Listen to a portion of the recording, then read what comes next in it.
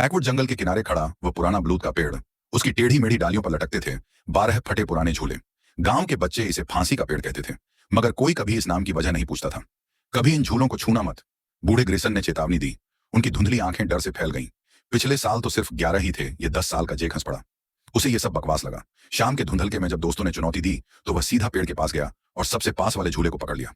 रस्सी छूते ही बर्फ जैसी ठंडी लगी, जैसे किसी मुर्दे की त्वचा हो। चरचराहट एक झोंके में सारे झूले खुद ब खुद हिलने लगे, मगर झेक तो अभी खड़ा ही था। उसका खून जम गया जब उसने गिना 1 2 3 12 झूले हिल रहे थे, और तभी उसने देखा 13वीं रस्सी नई और तनी हुई अब उसके पीछे से लटक रही थी। चीख मारने से पहले ही किसी की बेजान उंगलियों ने उसे आगे धक्का दे दिया। नई रस्सी खुद ब खुद उसके गले में लिपट गई, जबकि बाकी झूले अजीब सी हंसी से भर उठे, पानी में डूबते किसी की तरह गीली और दम घोंटू। जैसे ही उसके पैर जमीन से उठे, जेक ने उन्हें देखा।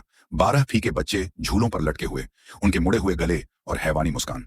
13वां झूला अब जेक का था, और वो लटकती चुड़ैल अपना खेल का मैदान कभी खाली नहीं रखती। डरावना ट्विस्ट। अगली सुबह जेक के दोस्त उसे जिंदा पाते हैं, पर वह बार बार एक ही बात दोहराता है। अब 14वां झूला तैयार है। गांव का मुखिया रिकॉर्ड्स में नया नियम जोड़ता है, रस्सियां मत काटो। वो गुस्सा हो जाती है। अंत में डरावना संवाद, तुमने गिनती की, अब हम सबके लिए जगह है। कैसी लगी कहानी? अच्छी अच्छी कार्टून कहानियों के लिए मेरा चैनल सब्सक्राइब करें। चैनल का नाम है AZJ सिंधी।